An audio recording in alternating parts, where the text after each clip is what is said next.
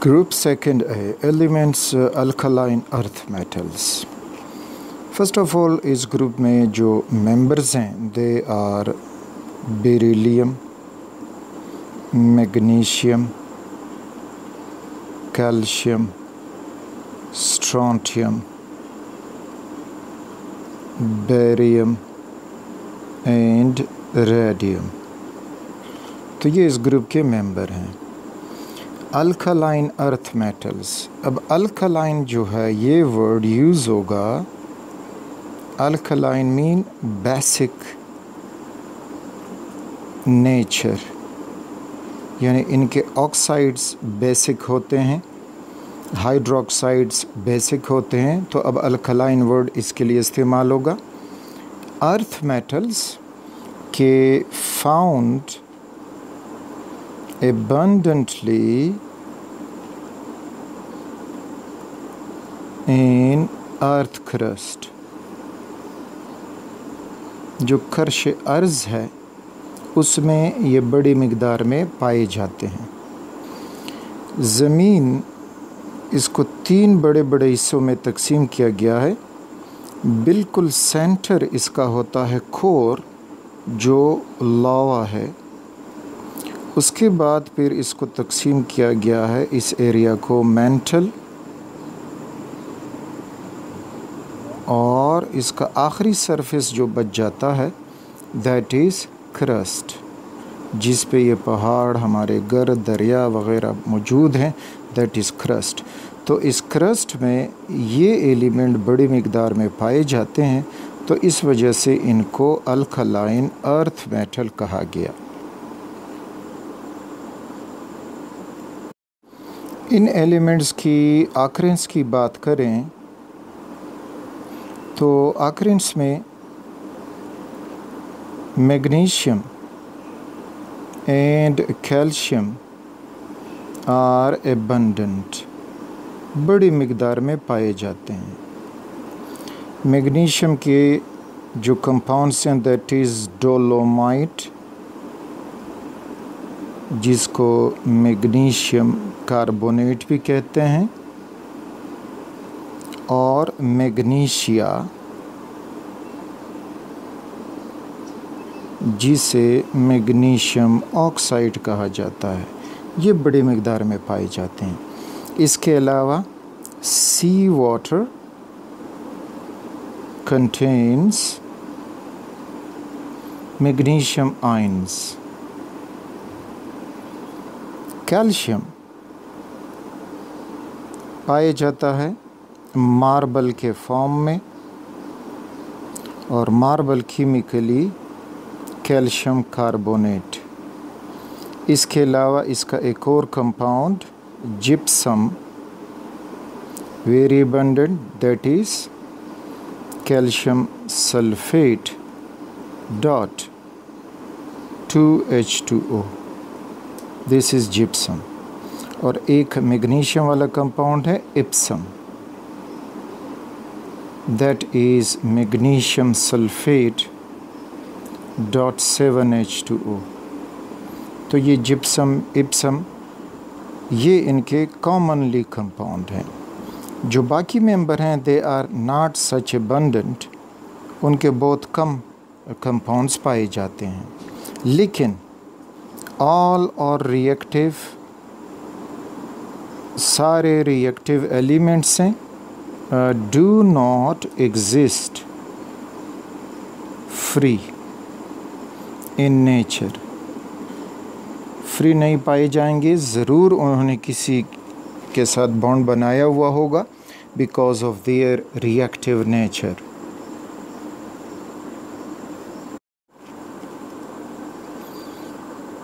इनका electronic configuration, तो remember सब जो हैं वो ग्रुप सेकंड ए के मेंबर हैं,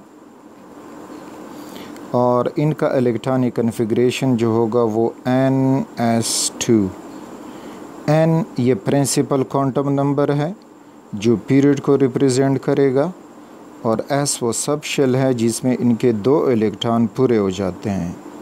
for example, beryllium is the first member having atomic number of 4, तो ये हो जाएगा 1s2 एंड 2s2।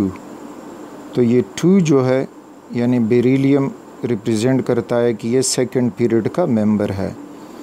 अगर हम नीचे मैग्नीशियम की तरफ जाएं, दैट इज़ एटॉमिक नंबर 12, तो ये हो जाएगा 1s2 2s2 2p6। अब ये हुए 10 इलेक्ट्रॉन और 3s2 और इसमें उसके 2 इलेक्ट्रॉन पूरे हो जाएंगे थर्ड शेल में। अब मैग्नीशियम से पहले हमने सोडियम को थर्ड पीरियड में पढ़ा, उसके 11 इलेक्ट्रॉन हैं जो ग्रुप फर्स्ट ए का मेंबर है। जस्ट आइडिया देता हूँ, तो इसमें सोडियम का इलेक्ट्रॉनिक कन्फिग्रेशन 3s1 पे ख़त्म होता है और फिर 3s2 पे मैग्नीशियम का इलेक्ट्रॉनिक कन्फिग्रेशन कंप्लीट हो जाता है। उसके बाद फिर 3p शुरू होगा। तो जब आप पहुंचोगे एल्युमिनियम तक तो उसमें आपको फिर मिलेगा 3p1 और फिर ये p शेप शेल कंप्लीट होता हुआ आर्गान पे ख़त्म हो जाएगा, कंप्लीट हो जाएगा। इसी तरह मैग्नीशियम के नीचे कैल्शियम है, एटॉमिक नंबर 20। अब ये देखें ये फोर्थ ग्रुप का मेंबर हुआ, तो इसके इलेक्ट्रॉनिक कन्फिग्रेशन ख़त्म होगी 4s2 पे। यानी शुरू कर दें 1s2 अफबाव प्रिंसिपल के मुताबिक, 2s2 2p6 3s2 3p6 और फिर 3d के बजाय 4s में इलेक्ट्रॉन आते हैं क्योंकि अफबाव प्रिंसिपल के मुताबिक 4s2 इसकी एनर्जी कम है कंपेयर टू 3d, तो 3d खाली रहेगा और जो इलेक्ट्रॉन है वो s में आ जाएंगे। और इसी तरह से ही बाकी मेंबर जो भी है, स्ट्रोंटियम है, बेरियम है और रेडियम है, तो सारे आपको यही इलेक्ट्रॉनिक कन्फिग्रेशन देंगे। बस डिफरेंस उसमें ये आएगा कि स्ट्रोंटियम में आपको मिलेगा 5s2 और फिर बेरियम में आपको मिलेगा 6s2 और इस तरह रेडियम में 7s2, यानी सब का इलेक्ट्रॉनिक कन्फिग्रेशन ns2 होगा। सारे ग्रुप सेकंड ए के मेंबर हैं, तो इनका जो वैलेंस शेल है उसमें आपको 2 इलेक्ट्रॉन मिल रहे हैं। लुक एट बेरिलियम 2s उसका वैलेंस शेल है 2 electron, magnesium 3s2, calcium 4s2, strontium 5s2, barium 6s2 और इस तरह रुबिडियम 7s2। तो इन सब का जो कॉमन ऑक्सीडेशन स्टेट है वो भी +2 है क्योंकि यही मेटल्स हैं और मेटल ज़्यादातर इलेक्ट्रो पॉजिटिव होते हैं, इलेक्ट्रॉन देने की कोशिश करते हैं। तो इस वजह से इन सारे मेटल्स के आखिरी शेल में जो 2 इलेक्ट्रॉन हैं ये इजीली दे जाते हैं और सब जो है वो +2 ऑक्सीडेशन स्टेट शो करते हैं अपने कंपाउंड्स में। कोई दूसरा ऑक्सीडेशन स्टेट इसके मेंबर शो नहीं करते।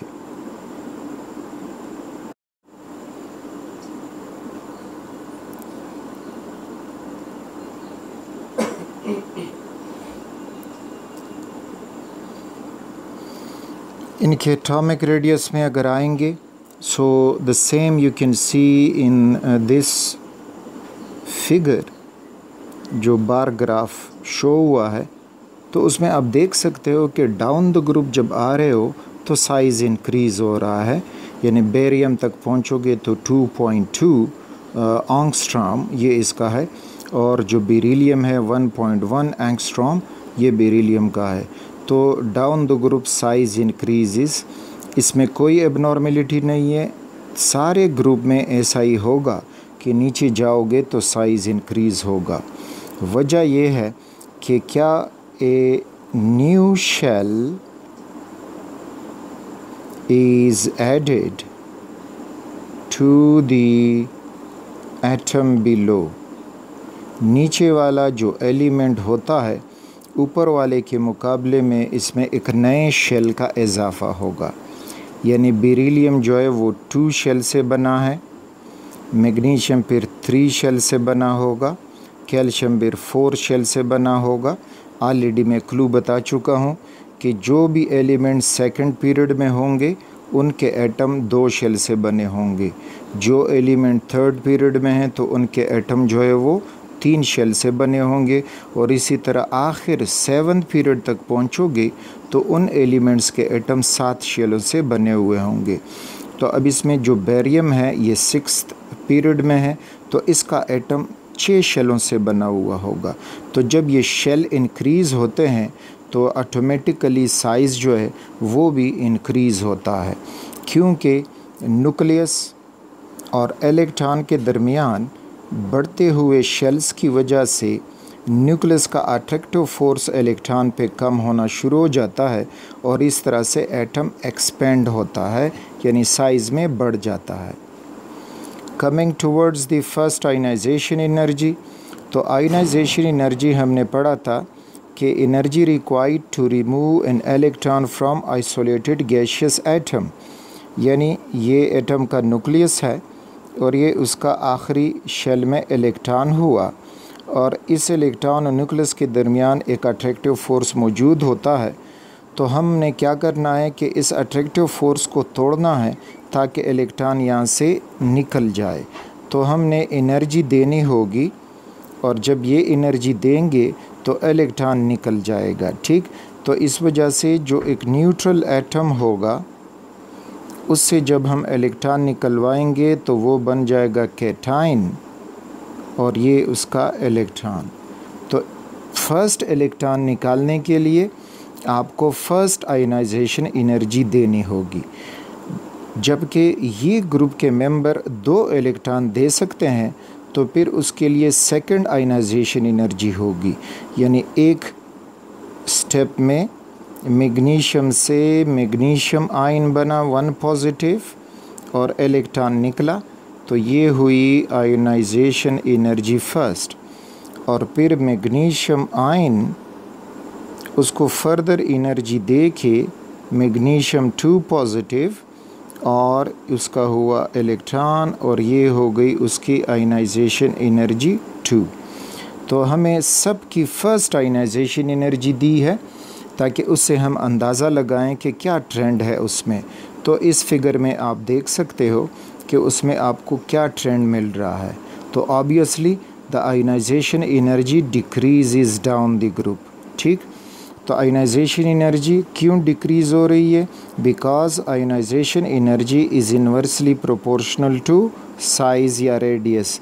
साइज़ बढ़ेगा तो आयनाइजेशन एनर्जी कम होगी। तो बेरिलियम का साइज़ छोटा है तो उसकी आयनाइजेशन एनर्जी 9.3 इलेक्ट्रॉन वोल्ट्स है, जबकि रेडियम तक पहुंचोगे तो उसकी आयनाइजेशन एनर्जी कम हो जाती है 5.3 इलेक्ट्रॉन वोल्ट्स। वो इसलिए कम हो जाती है कि इसका जो रेडियस है, साइज़ है, वो बढ़ जाता है, ठीक। फिर ये बेरियम और रेडियम में आपको थोड़ा सा, यानी बेरियम की जो है वो कम है और रेडियम की ज़्यादा है, इसमें एक अलग फिनोमेना इस्तेमाल होता है, that is known as lanthanide contraction. Lanthanide contraction.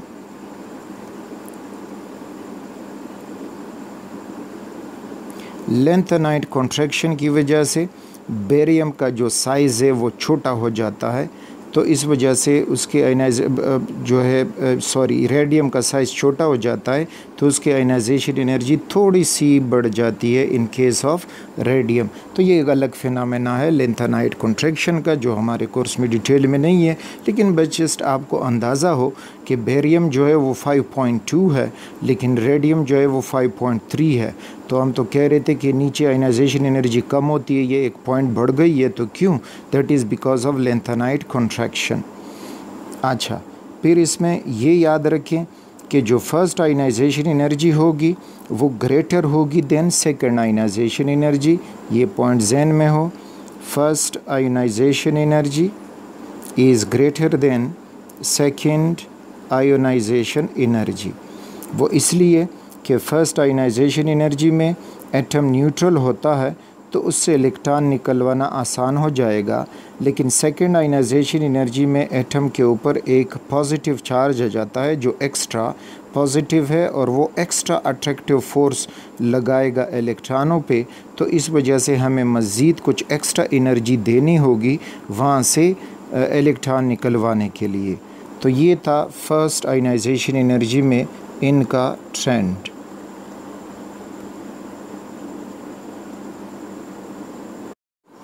Trend in electronegativity. Electronegativity क्या है? The tendency of an atom to attract a shared pair of electrons, या to pull a shared pair of electron, तो इसको कहते हैं electronegativity. तो electronegativity, again remember this, is inversely proportional to size, and electronegativity is directly proportional to nuclear charge.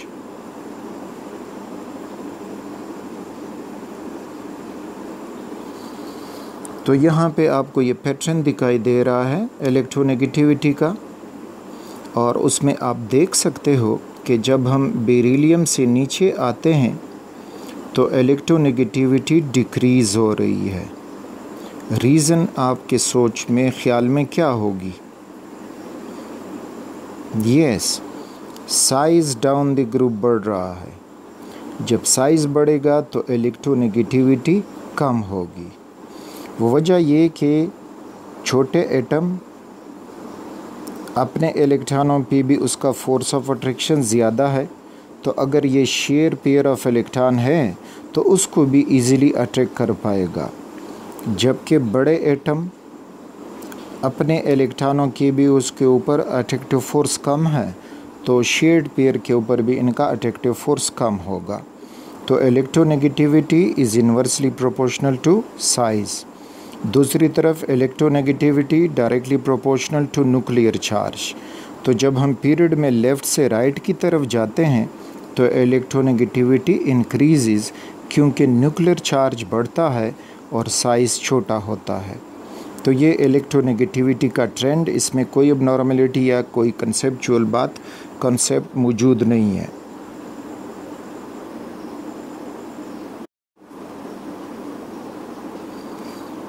Trend in melting point and boiling point. तो ये पहला जो है आपको नज़र आ रहा है मेल्टिंग पॉइंट्स। तो ये beryllium, magnesium, calcium, strontium and barium. तो एज ए होल अगर आप बेरिलियम से बैरियम तक आओगे तो you will see A decrease in the melting point, decrease in melting point. But just एक एबनॉर्मल बिहेवियर उसमें जो आपको मिलेगा वो ये है कि बेरिलियम से नीचे मैग्नीशियम ज़्यादा कम हो जाता है, और मैग्नीशियम के बाद फिर कैल्शियम बढ़ जाता है और फिर जाके डिक्रीज़ हो रहा है। तो ये फैक्टर भी अब पढ़ते हैं कि क्यों मैग्नीशियम जो है वो इतना नीचे गया है, उसका मेल्टिंग पॉइंट के कैल्शियम से भी कम हो गया है। बॉइलिंग पॉइंट की तरफ आओगे तो बॉइलिंग पॉइंट में एक रेगुलर ट्रेंड नहीं है, क्योंकि बेरिलियम का बॉइलिंग पॉइंट ज़्यादा है, मैग्नीशियम का कम हुआ, कैल्शियम का ज़्यादा, फिर स्ट्रोंटियम का कम और बेरियम का बढ़ गया है। तो उसमें एक रेगुलर ट्रेंड मौजूद नहीं है। जबकि यहाँ पे हम कुछ हद तक देख सकते हैं कि एक रेगुलर ट्रेंड मौजूद है, माँ सिवाय except in the magnesium case. दोनों boiling point, melting point depend करते हैं इंटरमॉलिक्यूलर फोर्सेस पे। फिर मेल्टिंग पॉइंट में एक इफ़ेक्ट ये भी है कि मेल्टिंग पॉइंट डिपेंड्स अपॉन, एक हुए उनमें इंटर मॉलिक्यूलर फोर्सेस, इन पे डिपेंड करता है, साथ में क्रिस्टल स्ट्रक्चर।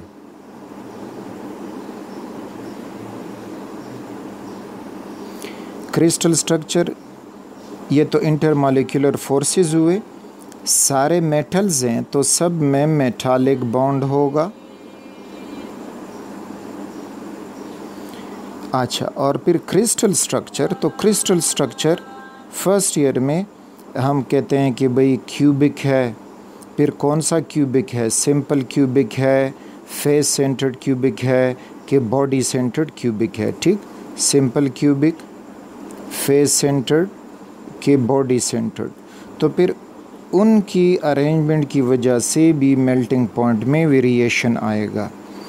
इसी तरह क्यूबिक के अलावा हेक्सागोनल पैटर्न हो, टेट्रागोनल पैटर्न हो, एट्सेट्रा। तो ये सारे क्रिस्टल स्ट्रक्चर जो है वो मेल्टिंग पॉइंट को इफ़ेक्ट करते हैं, जिसमें आपको एक रेगुलर ट्रेंड मिलना मुश्किल हो जाएगा। बॉइलिंग पॉइंट में इंटरमॉलिक्यूलर फोर्सेस इफ़ेक्ट कर रही हैं, साथ में उधर भी जो है वही मेटालिक बॉन्ड इफ़ेक्ट करेगा। क्रिस्टल स्ट्रक्चर का उसका इफ़ेक्ट नहीं है, तो इफ़ेक्टेड बाय इंटरमॉलिक्यूलर फोर्सेस, तो वो बॉइलिंग पॉइंट को इफ़ेक्ट करेगा। अच्छा, अब ये तो हुए इनके, तो अब देखते हैं कि इनके क्रिस्टल स्ट्रक्चर में कोई फ़र्क आ रहा है कि नहीं। तो फिर हमें अंदाज़ा होगा कि ये इस तरह होना चाहिए कि इनके मेल्टिंग पॉइंट, बॉइलिंग पॉइंट में ये इर्रेगुलर बिहेवियर हमको मिलेगा।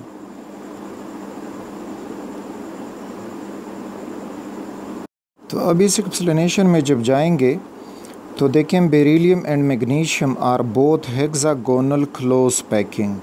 उनका क्रिस्टल जो है वो इस फॉर्म में होगा, जिसकी वजह से उनका पैकिंग फैक्टर, यानी इस एक जो लेटिस है या यूनिट सेल है, तो उसमें उनका पैकिंग फैक्टर 0.74 है कि एक यूनिट सेल में वो कितने आ सकते हैं। तो इस वजह से पार्टिकल काफ़ी करीब होंगे और इनमें स्ट्रॉन्ग मेटालिक बॉन्ड होगा, तो इनका जो मेल्टिंग पॉइंट होगा, बॉइलिंग पॉइंट होगा, वो बड़ा होगा, ज़्यादा होगा, because of close packing of the atoms. और जब वो क्लोज होंगे तो मेटालिक बॉन्ड उनमें स्ट्रॉन्ग होगा।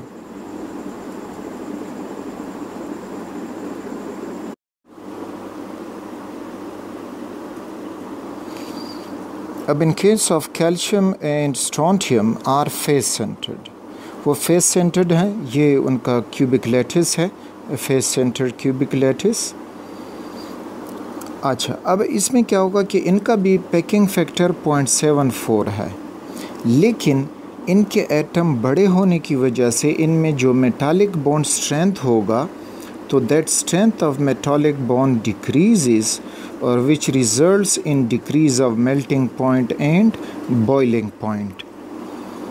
फिर जब हम आते हैं बेरियम, तो वो है बॉडी सेंटर्ड क्यूबिक, और बॉडी सेंटर्ड क्यूबिक में पैकिंग फैक्टर कम हो जाता है 0.68। तो 0.68 होने की वजह से मेटालिक बॉन्ड मज़ीद वीकन है और large size of the atom है, तो इस वजह से फर्दर उसके मेल्टिंग पॉइंट, बॉइलिंग पॉइंट में कमी आएगी। तो ये था कि how melting point, boiling point varies in the group. तो वो ज़्यादातर डिपेंड कर रहा है इनके क्रिस्टल लैटिस पे। पहले जो बेरिलियम और मैग्नीशियम था वो हैं हेक्सागोनल क्लोज पैकिंग, और जो कैल्शियम और स्ट्रोंटियम है तो वो हैं face centred cubic, face centred cubic. कौन से? Calcium and strontium. जबकि बेरियम जो है वो है body centred cubic, body centred cubic.